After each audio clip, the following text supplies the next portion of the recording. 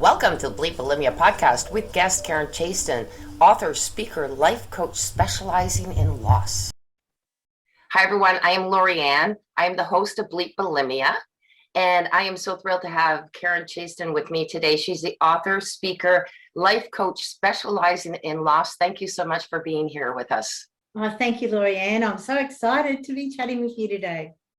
I am too. Now, I did meet Karen previously on the other podcast I have, Lift Your Story, and I was just so amazed by some of the messages that she was giving. I thought, definitely, I need you on this one as well. So thank you for your time. So tell us a little bit about you and your life and why you came to be who you are today. Yeah, it's an interesting journey, isn't it? When we look back and go, oh, look at all the things that had to happen for us to become who we are today. And, you know, it hasn't been an easy road at times. It's been very, very hard. But I guess through the awareness that I now have, I know that it was a journey that I guess I designed before we even came down here to become who I am today and to be able to do what I do today. And I have to say, I love what I do today. So in a nutshell, I guess the thing that sort of really triggered me into being what I am today is in 2011, on the 10th of July, my husband and I woke up thinking that we were going to have a lazy Sunday at home. But within minutes, I found myself running out the back door, looking at my 27-year-old son, Dan, lying there, literally at the back door, in the fetal position. We thought he was unconscious, though within minutes when the paramedics arrived, they said those words that no mother, no parent ever wants to hear. I'm sorry, madam, he is dead, and he probably has been for several hours. Now, as you can imagine, that wasn't ideal, and it was, you know, my husband and I, we grieved completely different. He sort of was, I guess he just went numb and did nothing, whereas I had to, you know, we were living in Sydney at the time, and we have two other sons who were up in Queensland, and I just wanted to get them there as quickly as possible, which took, you know, most of the day to get them down to Sydney. And then the day after his funeral, I went back to work. I was a CFO of a publicly listed company, and that's what you do. You just keep busy and you give it time, and, you know, you just carry on, which is exactly what I tell people not to do now in all of my programs, because I did do it the hard way. And through the carrying on, I know that the universe were like not happy with me. They were literally like, what are you doing? You were meant to wake up. You were meant to start doing something completely different. So they had to send me another loss, which came in the form of me having to choose whether to go with the newly formed company or, you know, take redundancy. And thankfully, they gave me a contract to go with the new company, not a CFO, but doing everything you do now plus more. Karen, please come with us. The contract was for 2/3 of what my current salary was. And after being angry for about 24, 48 hours, I started to really wake up. I started to realize that, you know what, I'm not really loving my job. I'm working too much. My relationships are there, but they're not really thriving. You know, I'm just always exhausted. I'm always angry. I'm always tired. I'm wasting most of this great salary just to get through the day. I was eating too much, drinking too much, definitely working way too much. So I chose redundancy, and it was the best gift that they ever gave to me, because that's when I started to realize that, well, what are you doing with your life? Like, you know, you look successful, but you're dying on the inside. And I really started on what I call the journey to becoming my own best friend, which, you know, in my mid-50s, or it's sort of like, why didn't I do this 40 years ago? And I really do feel it's a journey that we're all here to take. It's not an easy journey, believe me. All of your demons are going to come up, every single one of them. But then you come to the realizations that they're actually your friends. They're there to assist you, to guide you, to become as you said, who you are today. So yeah, and through that journey, I became a life coach and created the Chaston Centre, and I now help people to move beyond any kind of loss, and there are over 40 different kinds of losses, to heal from the loss, to gain the lessons, and then to create their better everyday life with exactly how they want it. That's beautiful. Oh, And like you said, there are so many different losses that people won't even realize. I was telling you before starting the recording that, and I never really saw it at that, but I was moved from my friends that I'd been for years with. And at 16 years old, I was moved away from them. That in itself is a loss, and you have to start all over again. And that starting all over again is not easy. Not at 16, not at any age, but as a young teenager, when you're trying to find yourself as well, your identity in the world where you fit, that's huge, huge. Yeah, and you're there with people who have already had their friends for years, and you're coming in as a newcomer. And I never really felt fully accepted in that group. Yes, I had the friends. Yes, they were wonderful, but I always still felt like an outsider. Yeah. Yeah. Yeah. So, and they probably weren't even aware of that feeling that you. No, because you internalize it and you don't tell them, I don't feel like I'm really part of your crowd. Even if you're trying so hard to make me feel like that, I'm still not feeling it. But then we went, and then that was, shortly after that when my eating disorder started. But I know that you were saying, and what I like is that there's so many dimensions of how you help people. And of course, my whole thing is, one of the big things about being bulimic, which I was for 30 years, and I know I'm not alone. That's why midlife bulimia is so important, to get the message out there that there are women like me that still, in their 40s, 50s, and 60s. I've been 11 years clear, but there's still people who are still struggling with it. Shame. Yeah. So I'll hand it over to you, because I know that you can speak to this, and I think it's really important. Now, for our listeners, this is also on YouTube. If you do want to watch it, we're going to have a slide up, but Karen is going to explain the slide for those of you who don't have the opportunity to see this on visually. Okay, so go ahead, Karen. Okay, so I've had, actually, before I actually say this, I've had two major people in my life who were bulimic. One was a girlfriend who, around the same age as you, Lori-Ann, she was 16, 17, and she actually had a really bad appendicitis, and she lost a lot of weight through that operation. And then everyone started telling her how amazing she looked, with not as much weight.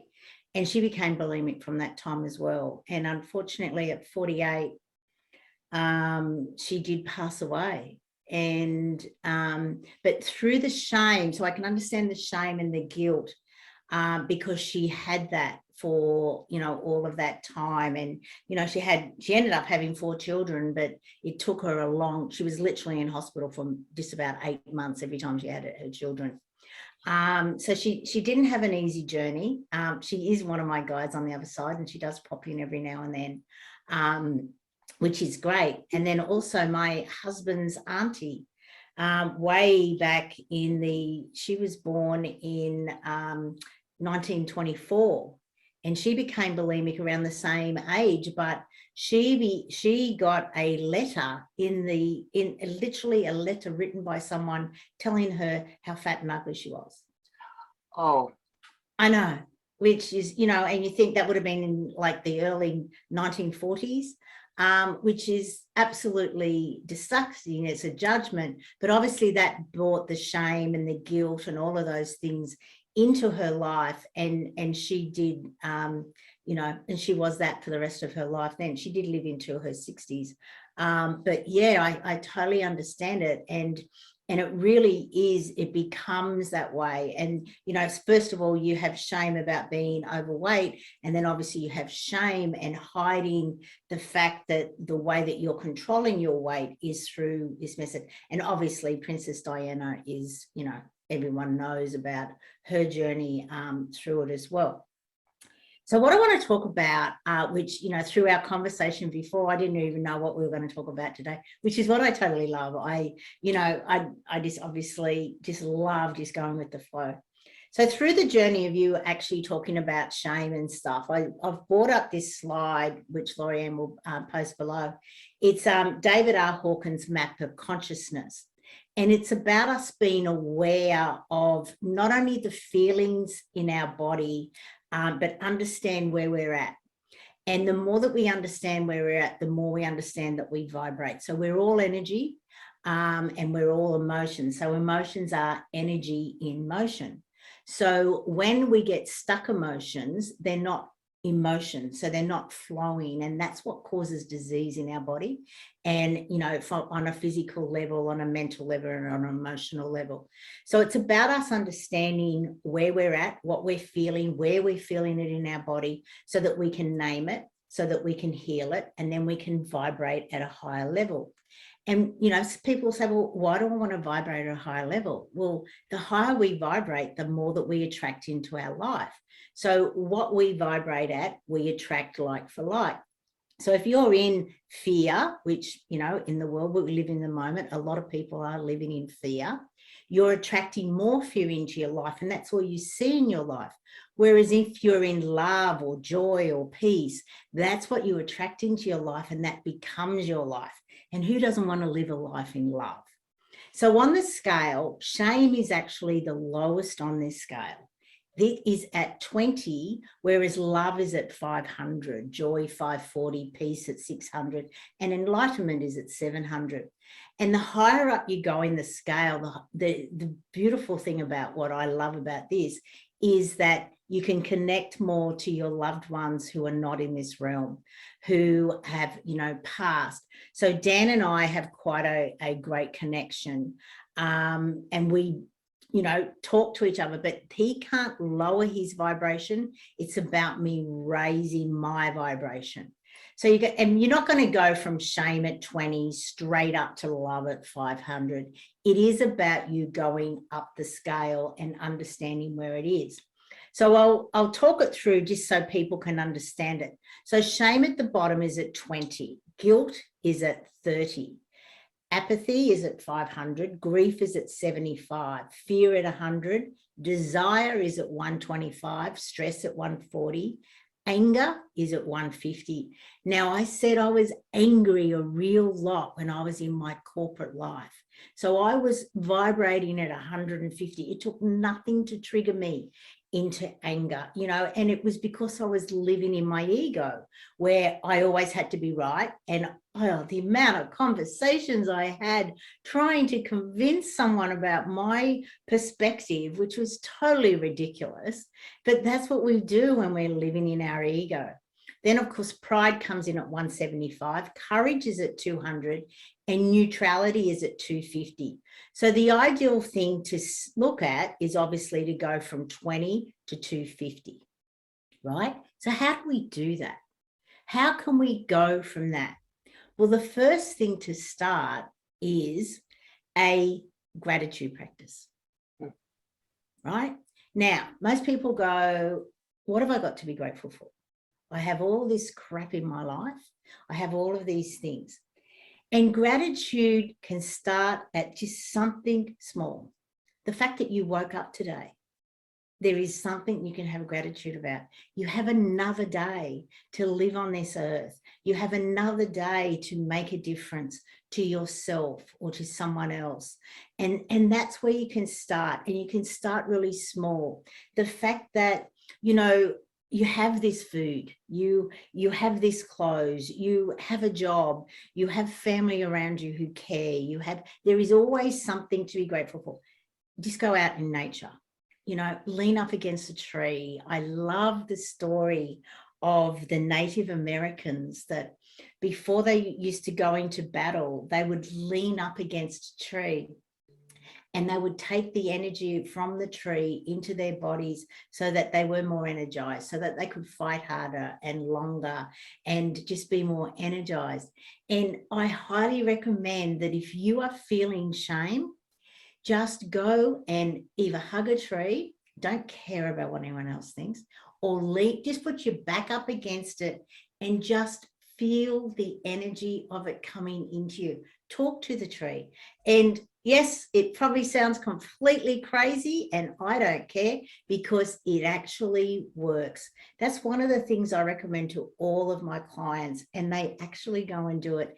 And I have these amazing notes from them saying, oh my God, it was like I felt the tree had arms and wrapped themselves around me and gave me the biggest cuddle, a cuddle I haven't felt for so long. And it's just that simple. And when you go from there, even if it's just for a minute, you will jump to neutrality or acceptance. And it might only be for a minute, but that's okay. You still went there.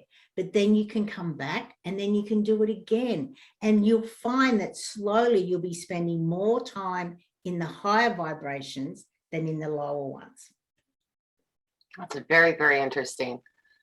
I'm surprised because when we talked about shame, I didn't realize it was that low. And now I actually thought guilt was going to be lower. I must admit when I opened it up. I know, but it's good to know in some ways that you are vibrating at a low thing, because then you realize, okay, so I'm attracting more of that into myself.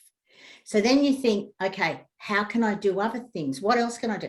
Dancing, singing, laughing. Oh my God, laughing is the best way to cure anything. And laughing will make you, it will just, it's infectious.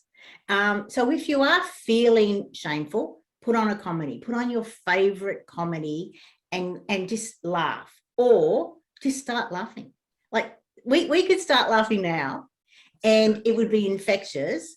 Yeah. And sure, to start with, it may be a little bit fake, but it will go in to a laugh. And that's what people need to understand. We have so many easy, things that we can do. Breathe into your body. Like breathe love into your body. A beautiful, I call it a conscious loving breath. And a conscious loving breath is where you breathe deep down into your belly, because in your belly are the nerve endings of the vagus nerve, which goes all the way up to your hypothalamus gland, which is the brain in your brain. It's sort of like the control center. So when you're breathing good feelings into your belly, it will go all the way up into your brain. So it's like it's on a circle then of actually flowing into you, and your feel good hormones like oxytocin, dopamine, all of those will come into your body. So when you're in shame, so when you're in a negative feeling, you can't be in love at the same time.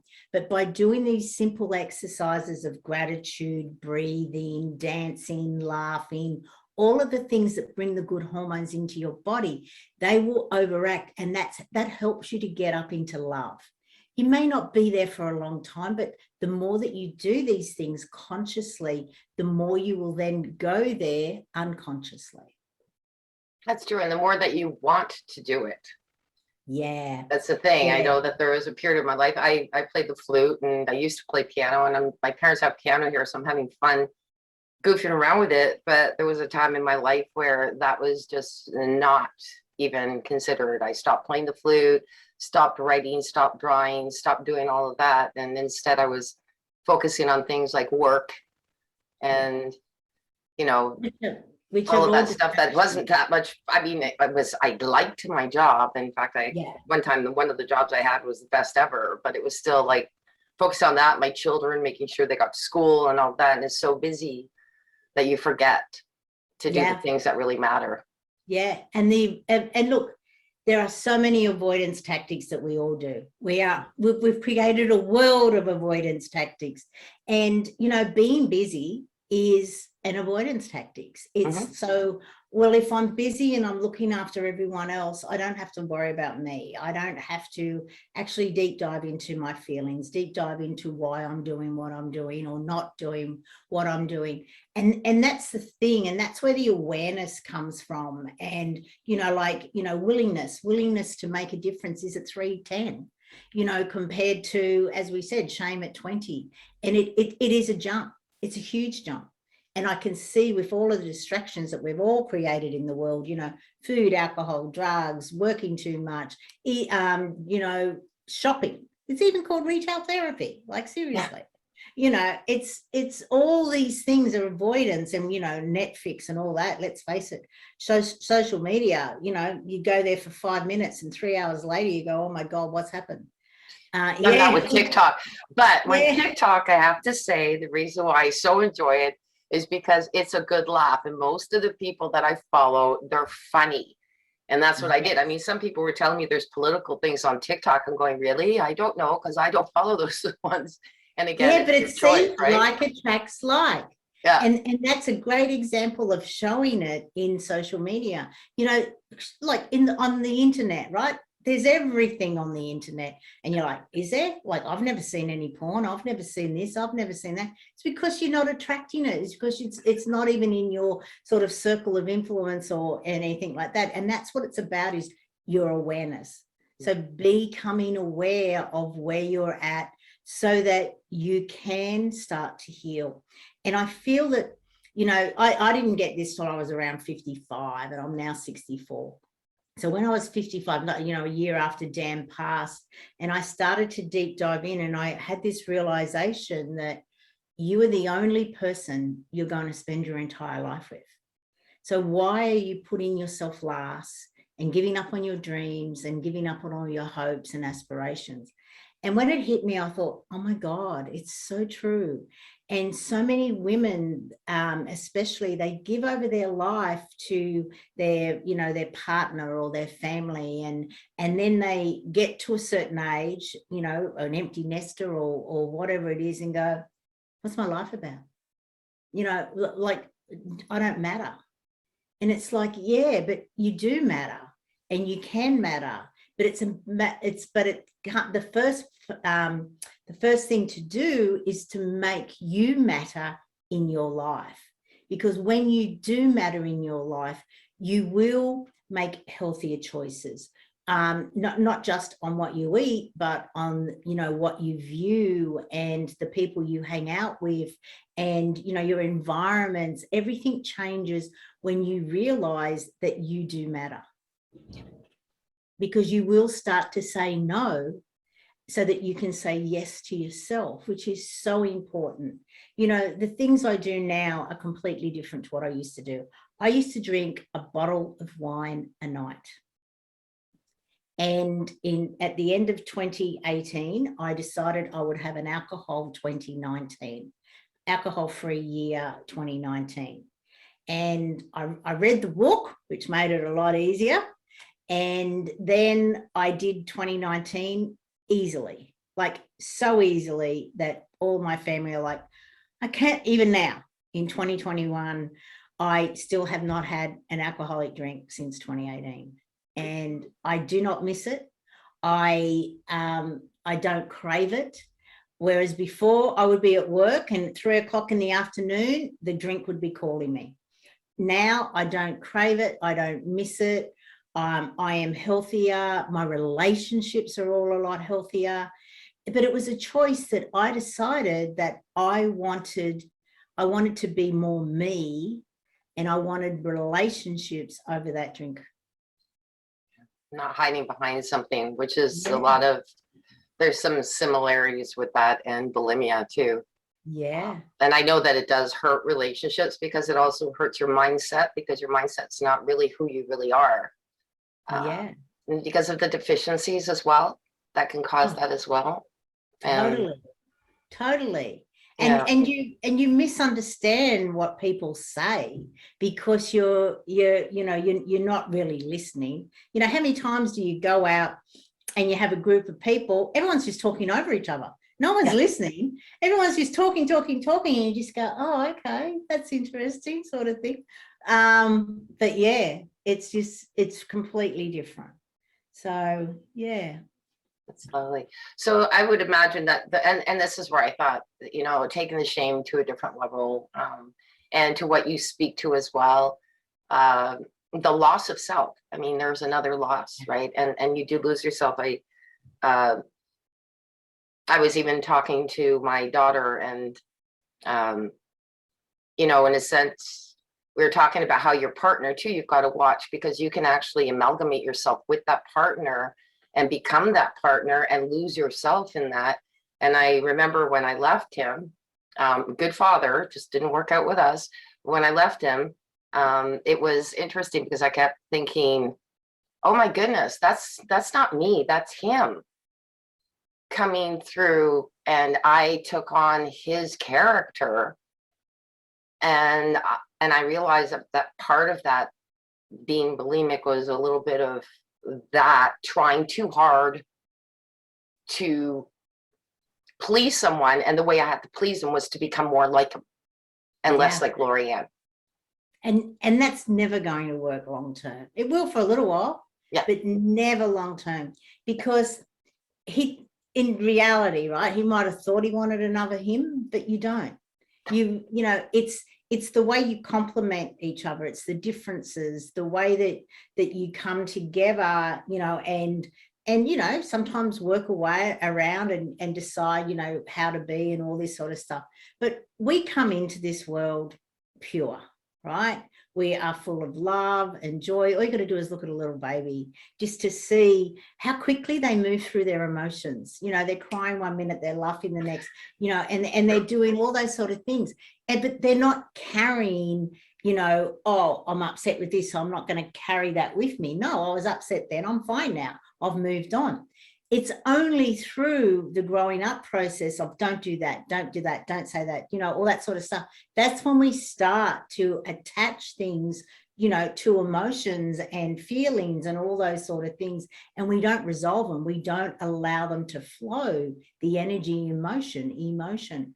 And that's where we get stuck. And we think that we, you know, we got to act this way and be this person. But in reality, if people don't like who you are when you are you, why do you want to be around them? You know, what's the point of being around them? And it's funny, you know, like I had a daughter when I was 16 and who I adopted out. And, you know, after, you know, her father wanted us to get married. And I didn't want to get married. I just thought, long term, I only want to be married once. And I have only been married once, 43 years. And I literally didn't want to get married then. I thought, nah, it's not a good way to start a marriage. So I did dating for a while after, because, you know, I had stretch marks. I thought, well, no one's going to love me. You know, I'm sort of used goods, all this sort of stuff, the way you think at 16 and 17. But then it came to a point that I thought, you know what? I don't care if I'm going to be alone for the rest of my life. I'm going to be me, and this is an ideal for me. And, you know, and of course, you know, the next day I had someone else who wanted to date me, you know, sort of thing. So it wasn't that drastic. But you just have those thoughts in your head that you don't understand that it's so important to actually say no to, you know, whatever you're thinking, and yes to yourself. And I know that I made the right choice then. Not so sure about the right choice about adopting her out, but that's only in hindsight with what's all come out of it, you know, sort of thing. But from what I knew at that time, I made the right choice in both of those decisions. But yeah. So yeah, but it is a journey. It's a journey of us always coming back to us, which is, I think, the way we started this conversation. Exactly. And interesting, so I'm not sure if I mentioned it with you, but how I backed out, I did a map and with the forks in the road and where I could have been and where. And I brought that up with my daughter today, and I said, she goes, oh, where am I? And she's struggling because she's still she went back to school in engineering, and she doesn't really know what she wants to do. She has, I think she still should have stuck with psychiatry because she's really good with me. Do you know what? She gives me advice. I wish I had studied, because I did my master's of accounting. I wish I'd done a master in psychology. I think everyone should do psychology. Everyone. I mean, I know I took it too, but she's brilliant, and she'll tell me things, and she did help me out a lot. And you're sitting there going, well, you choose your daughter, but she has perspective that I sometimes couldn't see, like, you know, and I saw it again today too on the TikTok, which I love. Stop reaching out to somebody who's not reaching back out to you. Like, don't waste your time on it. It's not worth it. And that's what she said to me. She goes, I know that your friends, some of them don't, and it's just hurting you watching them on social media, knowing that they're next door, but they're not coming to knock on yours, so to speak, right? They're in the neighborhood. So, and she goes, just let them go. Yeah. And I did, and I felt fantastic. And I thought, I could still love the memory of being with them. We had great times. Yeah. But they're different people now, and so am I. So just let it go. Yeah. Thank them for the time and move on. Like I've done that with a few people, and it is that way. You just sort of think, you know what, I'm not that person anyway anymore. No. And you don't understand who I am now. So what's the point of wasting energy? Exactly. Yeah. So that's lovely. So tell us a little bit just quickly, because I know that we're running a bit at that time, but Karen, I just want you to just please speak quickly to your book and where people can find you. Okay, so you can find me at the Chaston Centre. So I'll spell that because it's obviously the Australian English spelling of all of it. So it's and then ChastonCentre.com. So you can reach out to me there, or you can email me at karen@karenchaston.com.au. And the book that I am madly finalising, so it will be out in the next month, is called Demystifying Loss. And it is an amazing book. It is, it's about 450 pages long, believe it or not, but I deep dive into different types of loss, and I've got amazing stories in there, not all my stories, about people and their journeys, and it's a great book, and it literally gives you the gift of loss 5-step process that I take people through. And you can do it just by following the book, or you can reach out to me and we can do it together or in a group. And I just love it. I love the world we live in, the fact that it doesn't matter where we live in the world, we're all so connected. So yeah. I know, and here we are, Canada and Australia. Exactly. 2 Commonwealth countries. You're not sure about that one, but anyway. I really, again, thank you so much for your time. Thank you for sharing this. And listeners, please reach out. Again, I was talking about, the reason I brought up the shame is because I had a couple of my clients, and even people reach out to me through my Facebook group, who said that even if one of them has recovered a year, and she says, but I'm still carrying the shame. I did too. For a while, but what you have to do is focus on the positive in the future, right? What you're talking about, the vibration, is that I came this far. I did a year. I'm doing better. What happened then doesn't matter. It's what's happening today and where you're going. Yeah, totally. So thanks again. Thanks, Lorianne. See you again. You got it. Thank you for listening to this episode. Be sure to visit me at bleepbulimia.com.